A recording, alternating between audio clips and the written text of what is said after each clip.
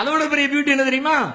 புள்ள பிறந்த உடனே அப்துல் முத்தலிபு பாட்டனாரு புள்ளைய தூக்கி கையில வச்சுக்கிட்டு ஒரு பாட்டு எடுத்து விட்டுருக்காரு பாருங்க ஜம்முன்னு. அதை நம்ம மௌலூத் கிதாப்காரர் கண்டுபிடிச்சிருக்கிறார்.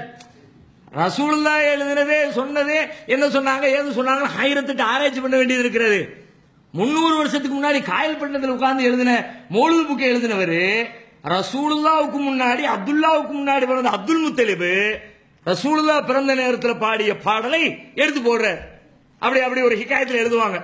இது அப்துல் முத்தலிப் அவர்கள் குழந்தையை கையில் தூக்கி வைத்துக் கொண்டு பாடிய பாடல். படிக்கிறார் பாட்டை. எப்படி? அல்ஹம்துலில்லாஹில்லதி ஆதானி ஹாதல் குலாம தய்யிபல் அர்தானி அது சாத ஃபில் மஹதி கல் அலல் கில்மானி அன்தல்லதி சும்மீத ஃபில் குர்ஆனி அஹ்மத மக்தூபன் அலல் ஜினானி. முதல்ல போல்றார் அல்ஹம்துலில்லாஹில்லதி ஹாதல் குலாம தய்யிபல் அர்தானி, தூய்மையான நல்ல ஒரு குழந்தையை கொடுத்த அல்லாஹ்வுக்கே எல்லா புகழும். சரி, பாட்டனார் படிச்சிருப்பார், விட்டுருவோம், பிரச்சனை இல்லை. அடுத்து படிச்சுட்டு போறார் பாருங்க. அது சாத ஃபில் மஹதி அலல் கில்மானி. நீங்க எப்படிப்பட்ட ஆள் தெரியுமா?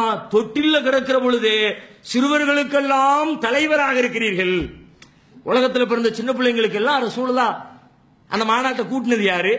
ரசூலுல்லாஹ் தலைவர்னா செக்ரட்டரி யாரு? அதுக்கு ஏற்பாடு பண்ணது யாரு? கூட்டம் நடந்தது எந்த இடத்துல? உலகத்து சிறுவர்களுக்கெல்லாம் ரசூலுல்லாஹ் தலைவராக இருக்கிறார்களாம். யார் படிக்கிறா? அப்துல் முத்தலிப் படிக்கிறார்.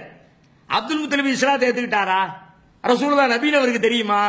அதுக்கு அவருக்கு ஏதாவது சம்பந்தம் உண்டா? ஒண்ணுமே கிடையாது. உலகத்து சிறுவர்களுக்கெல்லாம் ரசூலுல்லாஹ் தலைவராக இருக்கிறார்கள். எப்பொழுது? தொட்டிலில் கிடக்கிற பொழுதே தலைவராயிட்டியப்பா. இது பாராட்டுறாரா பொறாமப்படுறாரான்னு தெரியல. பயங்கரமான ஆளுதான் நீ. அடுத்த வரியில் எடுத்து விடுறாரு பாருங்க.